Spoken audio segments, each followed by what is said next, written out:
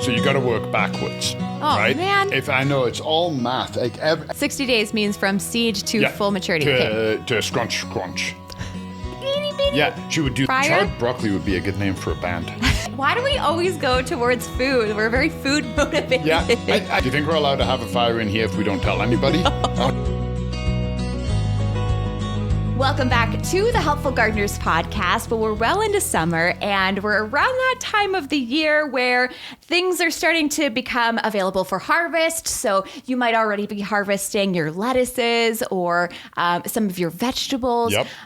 I thought for the longest time, we talked about this earlier this year too, but I thought that once you harvested, like that's it. That's all you do. Like you're done for the season. And then that could happen at various times of July, August, September, October, depending on, say you started inside or say you direct sowed. And it was just like, I thought one and done, because that's what annuals are. They're one and done. Like when you're talking about veggies, I'm guilty of it for sure. I'll not project, but you're also guilty of it.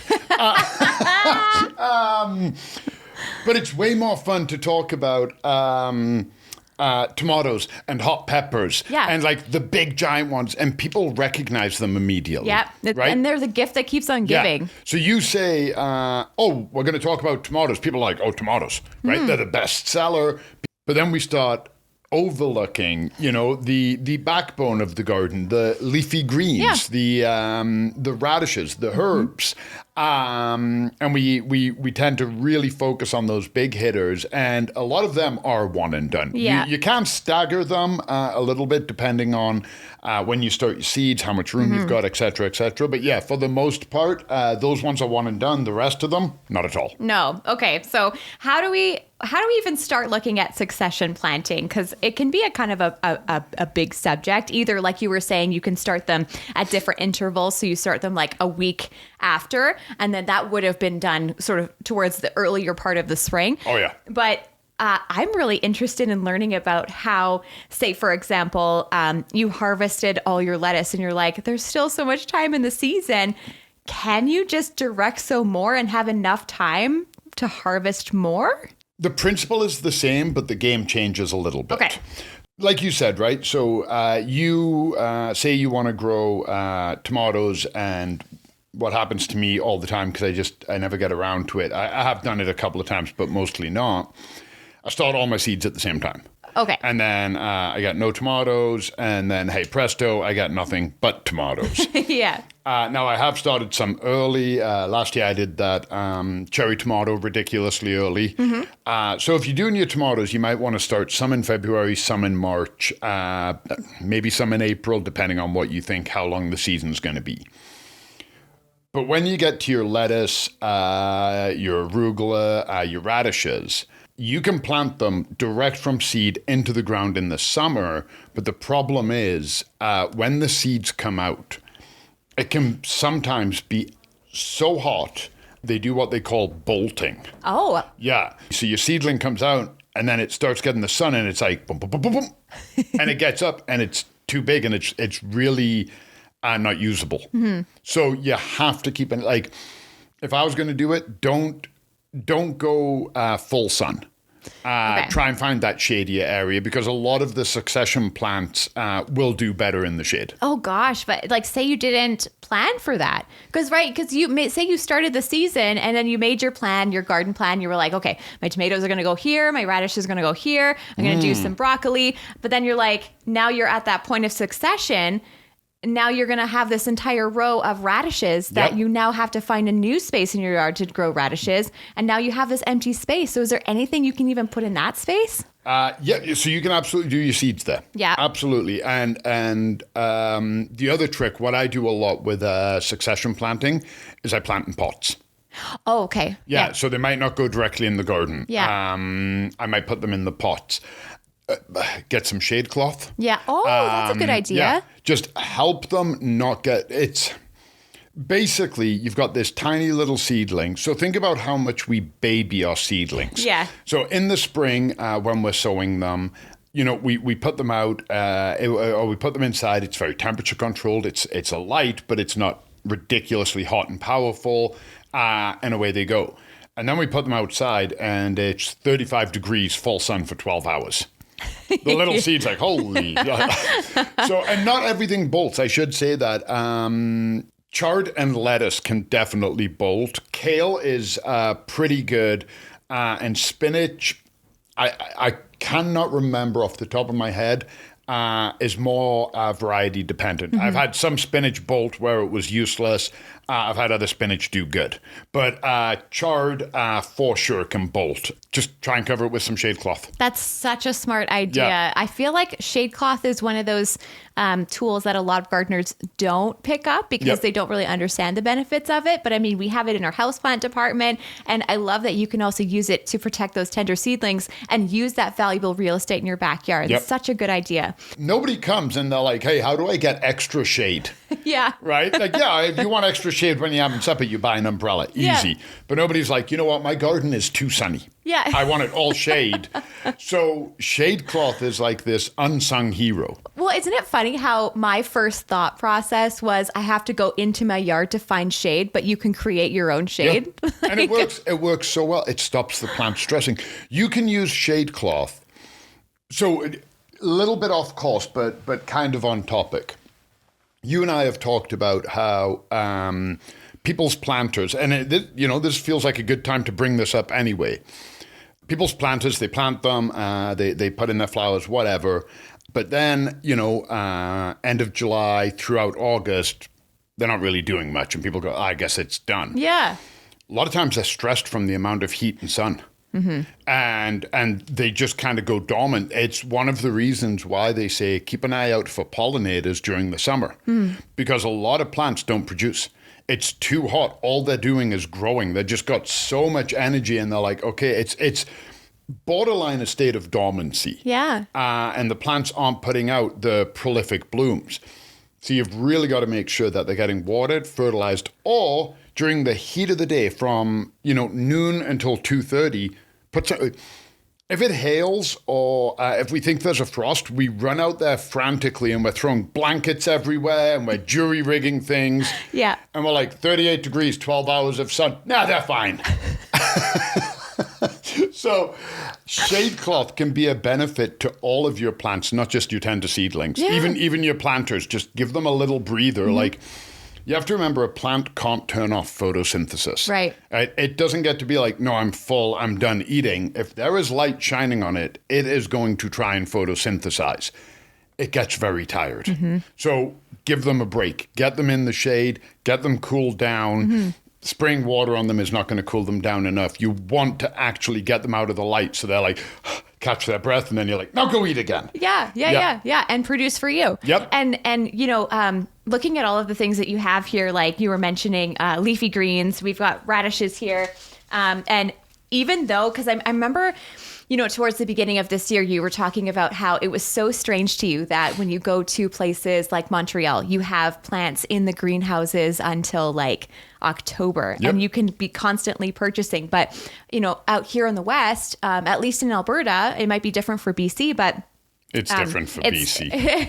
But got my eye on you, BC. And that's exactly it. You have plants available. So like already pre-grown plants that are past that tender seedling stage, well into those later summer, early autumn months. But say you go to a garden center, you're in Alberta, and you don't have access to those pre-grown plants. You do still have access to seeds. And we always have seeds, almost it seems right through the entirety of the year. So, we can be growing these things, but we do have to keep an eye on it. And how sort of late into the season can we still grow seeds? So that depends, and it ties into something else. So what you said is, when I'm done, can I sow seeds? Yeah. Why wait until you're done? Oh, just do it. Wait, while they're still growing? Like in the same... While the first ones are growing. So if you have an area, let's say 8 foot long. Yeah. And you like lettuce. Yeah. Are you going to plant 8 feet of lettuce? Because you probably can't eat that much lettuce. So plant... okay, I'm going to go 9 foot instead because it's easier math. And then you can... Well, I want to break it into 3 stages. Oh, I see. Okay. Yeah. I was like, what, 9? Where'd you come up with 9? Because I was like, I got to do 8 by thirds. Okay. I understand now. Yeah. And then I would just embarrass myself, or I'd reach for my calculator, which would also be embarrassing. Yeah. you have a 9-foot stretch and you're doing lettuce. So start and do 3 feet of lettuce. Yeah. Okay. And then that's all coming up. It's coming along. Then do another 3 feet. As you've harvested the first one, you start cutting, do your last 3 feet. Then when you're harvesting the middle one, restart your first 3 feet. Oh, okay. How much is a pack of seeds? Yeah. Right? Who cares if you lose 5 seeds? You plant them, they're coming up. We get a frost in October and it wipes them out. So what? Yeah. And if you know the frost is coming, you catch it on the news, frost warning, cut them and have baby lettuce, have baby spinach. Yeah. It's like little microgreens. Yeah. Actually, So- that would help you ease into the season too. Because when you first start and then you do all your seeds and you have so much watering, and especially in a year where we're trying to cut down our watering, Yep. we can at least with succession planting start off with that 1/3 of a garden bed and then you're watering and then you move on and you kind of ease yourself into it. And then even towards the end of it, you're just kind of like easing out of it too. Exactly. So you don't, because a lot of people do that with succession planting. I'm glad you brought that up because I've been guilty of it. It doesn't occur to you until you have none left. Yeah. You're like, well, that's it for lettuce, and you're like, it's June. Yeah, well, that's exactly it. Yeah. You've done everything, and then now you have all of this, and especially in a climate where we try to get the most out of our growing season. If you're set up for growing inside, for doing seeds anyway, Yeah. You already have your little area. You started seeds indoors.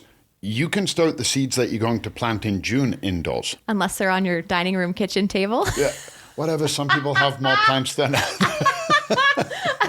It is ridiculous. I will say though, my family are awesome and they never complain when they sit down in the dining room table. Mm-hmm. They just push plants out of their way and then we eat. There was a time, I can't remember when, a few months ago, and we sat down to eat and table, whatever, like this, maybe a little bigger. Yeah. And Jenny sits at the head of the table. I sit here. Harry sits there. And I couldn't see Harry over the plants. And there was no more room to push plants. Anyway. Yeah. So if you're set up for starting your seeds indoors, start them indoors because we put them outside again. They can get heat stressed. We know this for a fact. You put your seeds out, they're germinating. You go to work, there's no rain, and it's 34 degrees. Or we get one of those heavy Alberta rains. Yeah. And it just destroys your seedlings. Oh, that's right. Yeah. Or even say they're not even seedlings yet. Maybe they're just little seeds. What can heavy rain do to them? Like, it can sink them too deep. It can flood them. There's too much water. Now they can't. So it's not a bad idea to even start those seeds indoors. Now, that being said, you absolutely don't need to. I get it. We want to be outside. I do direct sow, and a lot of the succession ones, they're relatively hardy. Yeah. They're probably going to be okay. Yeah, that's another thing. Yeah, cold hardy. Yeah. I feel like everything you've brought on this table from all the leafy greens and everything can last for pretty deep into the season. And that's why a lot of them also bolt. Because they like the cooler temperatures. Oh, okay. They Yeah. like the cooler, rainier temperatures. That's why a lot of them do great in the shade. Yeah. So that's why in the summer sun, they're not doing anything wrong. They're just like, I have so much energy. Look how big I can get. And they're like, they're like that little kid. Hey, Mom, look. Look how fast I can run. Yeah, exactly. It's exactly what they're doing. But I've started outdoors. I've started in pots. I've direct sown in the ground. And you know what? Again, I didn't even think about bringing up flowers. Oh. Yeah, you can direct sow, dahlias. Oh, of course. Yeah, Of course. I didn't even think about flowers. No. Why do we always go towards food? We're very food motivated. Yeah, I think it's because that's what people drive towards. Yeah. Right? Like in my entire career, maybe 3 or 4 times have I ever done any succession planting with flowers. Mm-hmm. But I have done lots of succession planting with veggies. Yeah. Yeah, because most of the time my flowers are fine. They're blooming. They're doing their thing. But most of it's veggies. But you absolutely can't do flowers. Okay, so let's move into flowers because this is an interesting way to take this. So you say we can direct sow flowers. Do you think that they follow the same principle of being tender and needing perhaps a shade cloth or something like that to protect them right off the bat? Or will they also bolt? Any seedling is tender. Until a plant reaches maturity, it needs that little bit of extra care. Just like as kids grow up, right? A newborn, lots of care. Toddlers need to be taken and put somewhere independently away from me for a certain number of, maybe 17 yet? No. As a person gets older, they require less care. So eventually they can take care of themselves and they can get themselves something to eat and et cetera, et cetera. And that's what your seeds are doing. So it doesn't matter really what you're planting. Keep an eye out on those tender seedlings. Okay. Yeah, veggies, flowers, it doesn't make any difference. The seedling has just come up. It's this big and we get, 50 millimeters of water in an hour. Yeah. It's not going to be too happy. But let's make a distinction because, you were talking mostly about seeds, but you can't direct sow bulbs. No. Any good garden center is not going to have them in the summer. Yeah. So like succession planting in that, did I just say direct sow bulbs? Yeah. I'm so sorry. I totally meant succession plant bulbs. I kind of knew what you meant. What I thought you meant was don't start them indoors because we talked about starting some of the summer flowers indoors. Yes, no, I totally meant succession planting. So, because that's exactly right. Like, A, you won't be able to find them, and B, I feel like you can't really store them in a way that will delay their growth during that growing season. I don't really think. Succession plant tulips. What am I going to do? I'm going to plant some tulips in October, then some in November, and then some in December. The ones I'm planting in December are definitely getting planted worse because the weather sucks. Well, and then that's the other thing, because then they'll spend the winter and then they'll all get the exact same weather in the spring, so they'll all grow at the same time. As long as they get that correct cold dormancy, which can be 4 months to 6 weeks. It's a big window. Yeah. As long as they get that cold dormancy, the moment the ground thaws, they're coming up. But then like things like dahlias, for example, those ones, same kind of thing. They'll all get the same weather. If you're starting them from the spring bulbs. Yes. Okay, but if you're doing from seed packages, so if you're doing like smaller sunflowers and whatnot. So when we're talking succession planting, because most of the nurseries won't have pre-grown plants, you can't get the spring bulbs or the fall bulbs, whatever. Most succession planting comes from seed. I feel like the reason why we don't think about flowers is because we spend a lot of time saying, well, geraniums, petunias, lobelia, those kinds of things, if we deadhead them, then they'll last throughout the season. So there's really no need to succession plant. But say you are like into growing sweet peas, or you're into growing, I don't even know, like not even zinnias, because they'll just keep coming up as long as you deadhead them. But what I'm talking about for succession planting, for sure. So you do your planters, you do your area in the front, and it's filled with annuals, and you love it, and it's great. Yeah. Yay. That is amazing. Yes, you take care of them. Water, fertilize, deadhead, all of that good stuff. They're going to keep coming. Yeah. But if you remove your veggies, maybe you're like, you know what? I could use some more flowers. Oh, I see where you're going with that. Oh, okay. So then you can go ahead and do that. Like I said, I've done it a handful of times. I am certainly not an expert in that, but it can be done. So we're talking about when you have those spaces in your garden that you want to see flowers and you can't get flowers in the garden centers, then you can go towards seeds. Okay, that makes a lot of sense. You want to boost for the pollinators. So when to succession plant? Yes. So you got to work backwards. Oh, right? man. If I know it's all math, like, and it's it's not specific. So look at a pack of seeds. I mean, they should all have something on it. I'll just grab this. So right here. Okay, so I have a West Coast Seeds lettuce. What variety is it? Salad bowl. Salad bowl. I like that. Salad bowl. Timing. Lettuce is fast growing and prefers cool conditions. So there you go. I said lettuce would bolt. Yes, that's why it bolts. Start seeds indoors in trays and transplant 3 to 4 weeks later, or direct sow every 2 to 3 weeks starting in mid-spring. Optimal soil temperature for germination, 10 degrees to 22 degrees Celsius. Okay, for the people listening in the States, that's 50 to 72 Fahrenheit. I just did that math in my head. Oh, that's amazing. I know it says it right here, too. I couldn't even do 8 divided by 3. I was like, okay.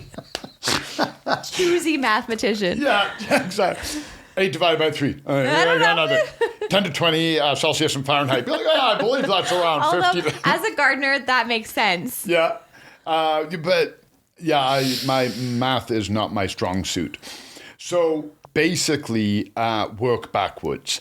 When can I eat this? So 60 days. Mm-hmm. Okay. 60 days means from seed to full maturity. To scrunch. I'm actually looking, I'm like, this actually looks like a really good lettuce, but I'm getting distracted. But so the great thing with this is 60 days. Mm-hmm. When's our last frost? Oh, gosh. I know, right? It's a crapshoot. Yeah, it's like the last frost and the first frost. Nobody knows. Yeah, last year we didn't get a frost. I didn't get a frost. I know Calgary's big and different heights, but I didn't get a frost until well into October. But it was gorgeous. I remember driving back from Montana, actually, and stopping in Nanton. Yeah. Because they've got the candy. Of course. Of course. Yeah. Shout out to the Nanton Candy Store. Yeah, exactly. And I remember I was walking downtown in Nanton, downtown. Shout out to downtown Nanton. In a T-shirt. Oh, yeah. It was gorgeous. So last year I would have missed my timing. Yeah. But again, it's not an exact science. So when do we normally get frosts? Normally beginning to mid-October. Yeah.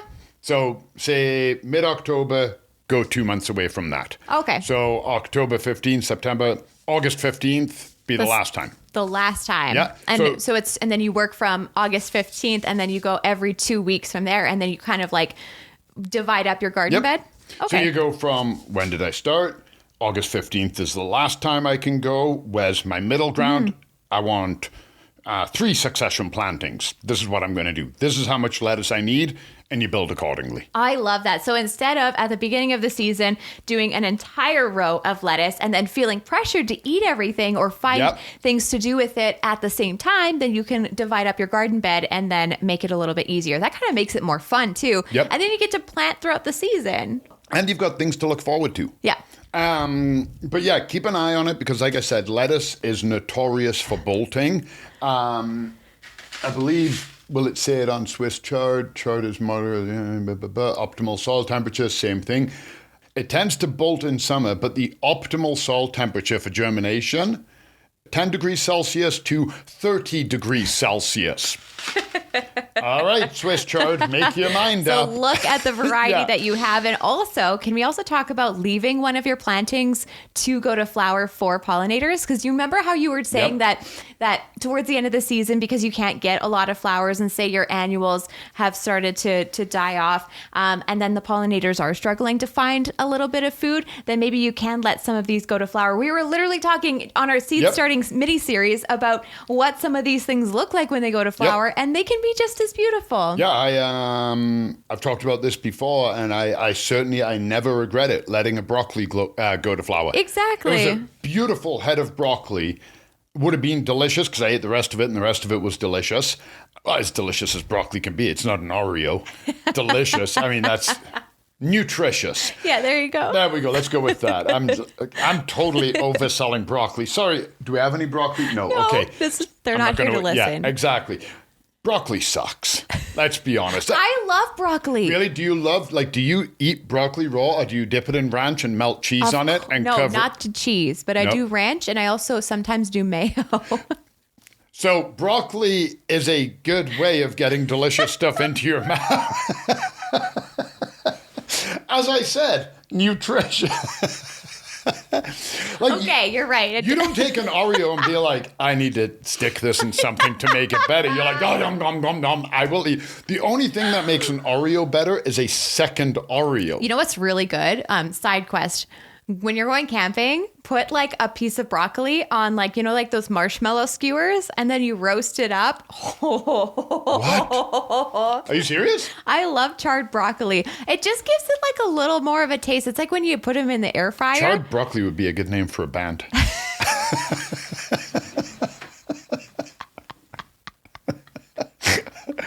All right. As That's my new band. You guys can have any musicians. You can have that one. Exactly. Really? Yeah. It's delicious. So Do you know what else is delicious? What? Oreos. Actually, okay. If we're talking about delicious things off the beaten path here. Yeah. I know how you eat your Oreos because we've eaten Oreos together, and you eat them properly because you pop the top. Yeah, of course. Right? You see some people, you give them an Oreo, and you're like, I'm never giving you another Oreo. Yeah. Like you don't deserve it. Pop. One of the tops. You can do it with plain. That's the main. The regular Oreos. I haven't done it with birthday cake and all the rest of the delicious flavors.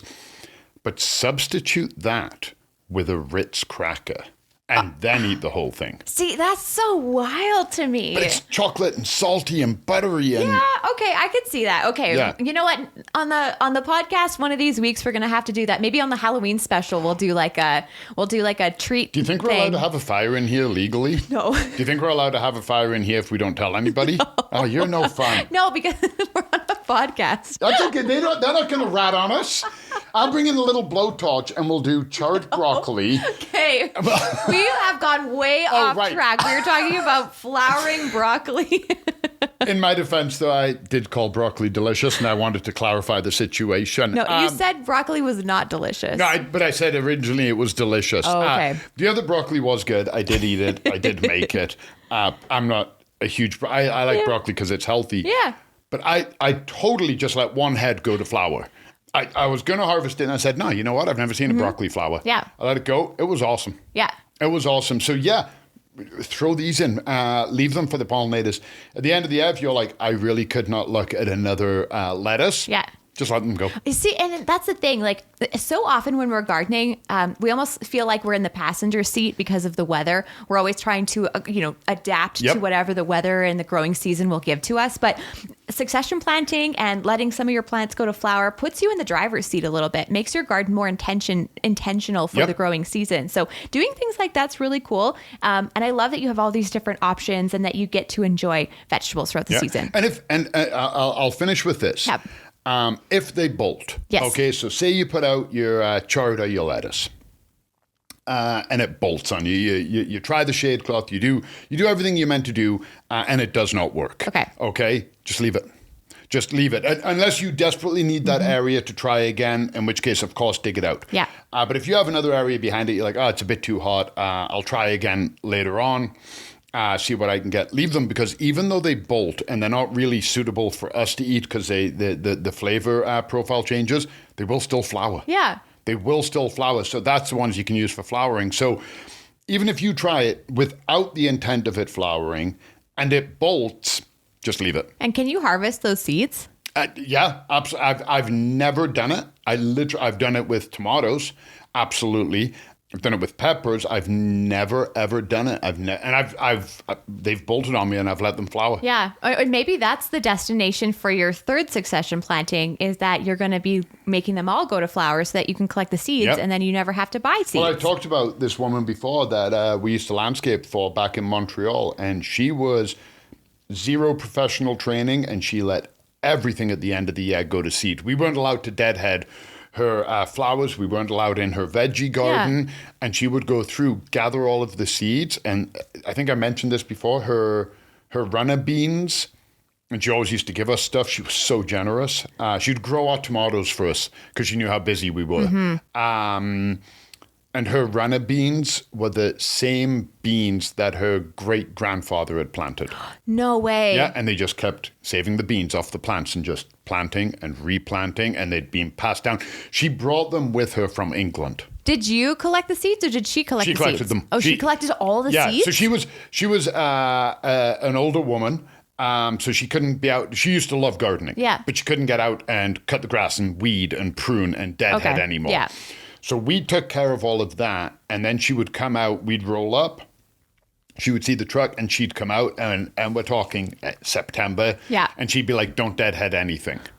And we could still clean up her roses or whatever was happening at that time. Okay. But her annuals and veggies, don't touch. And she would gather the impatient seeds. Wow, like itty bitty. Yeah, she would do the cuttings of her geraniums and wrap them properly. She would bring all of her dahlias inside. And then next year, it all came back out. Stunning garden. They had a huge pond. It had goldfish in it, and they put bubblers in the winter so that it wouldn't allow the ice to form completely. And the goldfish were so happy they were breeding. Wow. Yeah, they had baby goldfish in there. And this was a garden, an inner, suburban garden, but like on the island of Montreal, nothing dramatic, a typical backyard garden. And it was incredible. So there's numerous ways you can gather your seeds. You can let things happen. So even if something bolts, I'm so glad you mentioned that. It's not the end of the world. No. And I love that. I've definitely learned something this week. And I hope that you've also taken something from this week, that just because, your one cycle of veggies ends doesn't mean that you have to stop gardening for the whole season. You can keep going. And that does wrap us up for this week. If you're listening on Spotify or YouTube, boost the podcast, gift us a review, give us a follow. You can find us on Facebook and Instagram with Golden Acre Home and Garden here in Calgary, Alberta. If you're in the area, come visit. Yep. We've always got fun stuff going on in the greenhouse. You'll see one of us walking around on the floor at some time. Exactly. Lots of greenhouse fun. You can also send us an email, info@goldenacre.ca. Just put podcast somewhere in the subject line. You can also send us Oreos. Exactly. Don't inspire that. We're going to get a lot of Oreos. I'll take them. But thank you for making the world a more planty place. We look forward to chatting with you next weekend. Bye, everyone.